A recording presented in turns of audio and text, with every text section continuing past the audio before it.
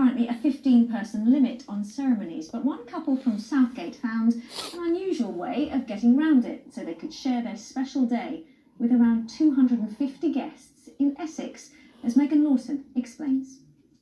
As witnessed by all family, friends, well-wishers, and loads of cars with loads of people outside there. It's what's believed to be a UK first. There were no guests sitting in the aisles, but instead a field full of cars.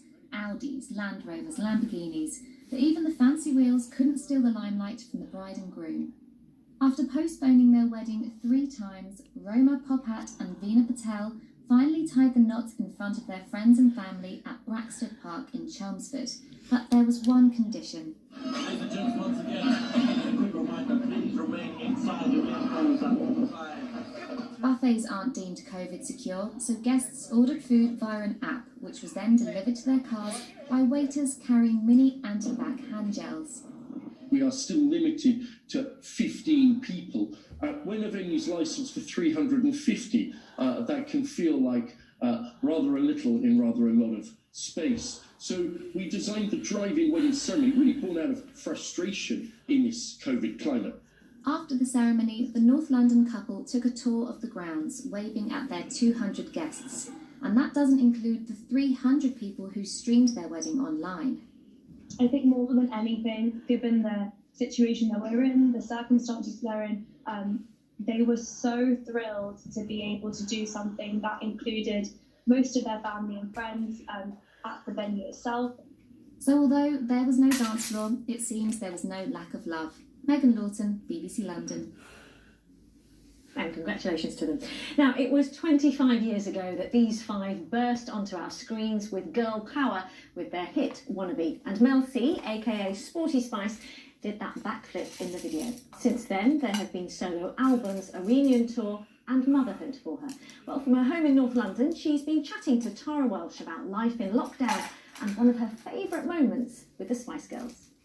That's who I am. We've seen many versions of Sporty Spice over the years, but this is Melanie C. I feel like I've been on this search to try and find myself, and here I am in my mid-40s, and I finally realised that after all this searching, all I had to do was just be. It's very much an album about self-acceptance, being comfortable in my own skin, and I just can't wait to get out there and perform it for people. What's this 6 months been like for you? It's been chaos. It's been so surreal, and I've had days where being motivated has been tough. But I think because I've had this album and new music coming out throughout lockdown from March, when the first single came out, it's given me a focus. And given that we've got the rule of 6, that means that the Spice Girls could meet up. Have you been having sort of socially distanced meet-ups during lockdown? So the Spice Girls got together a few weeks ago. We had an opportunity to all go out to Joey's place. We hung out, we had a little walk, cup of tea, catch up. There was a rule, there was no business to be talked about.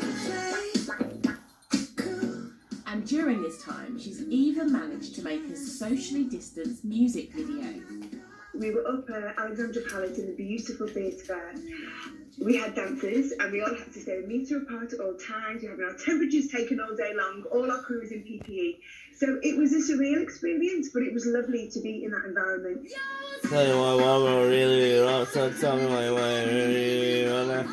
arguably is one of the most memorable videos of all time. There was a recent rumour that the group would remake it to mark their 25-year anniversary. I don't know where that came from, and I just thought that's one of the worst ideas I've ever heard.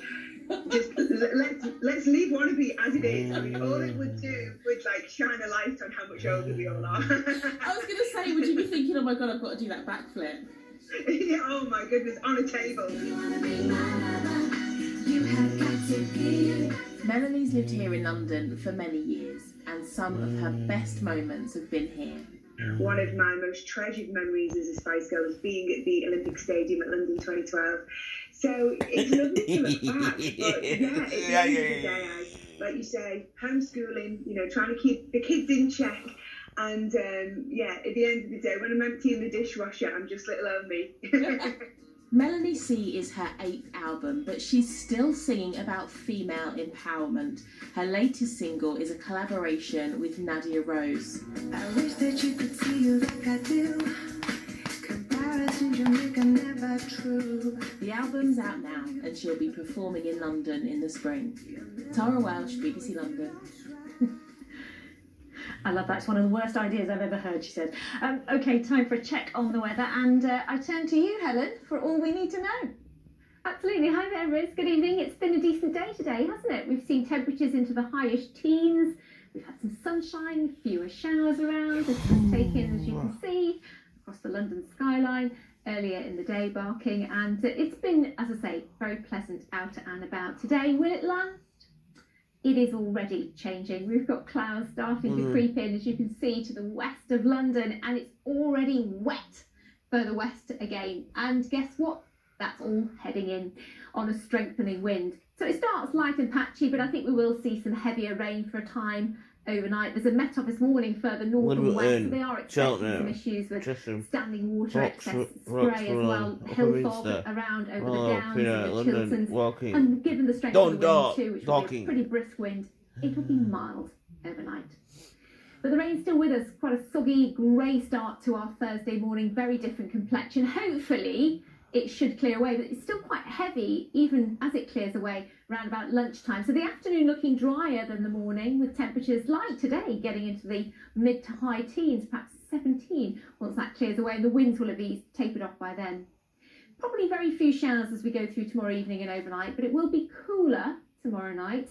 And then Friday dawns on a decent note, very promising start, but we've got the potential for more showery rain to come in, this time through the afternoon and into the early evening. But again, temperatures should lift to 15 or 16, but it is going to be all change as we head into the weekend, and that's because we change our wind direction. So the weekend is looking as if we'll still have a few scattered showers around, but I think the main thing is it will be colder. Won't actually be as wet as last weekend, but as we clear these weather fronts away, we get that northerly wind sweeping southwards right across the UK, including ourselves. If you're sheltered from that wind, it'll feel pleasant enough, despite temperatures only getting to around about 12 or 13, which is actually a little bit below where they should be for this time of year is. Today, a little above. Thanks very much, Helen. And that's all we've got time for. Thank you for watching. Plenty more, though, of course, on our website, and some things to make you smile on our Instagram. From me and everyone on the team, have a lovely evening. Take care. Bye-bye.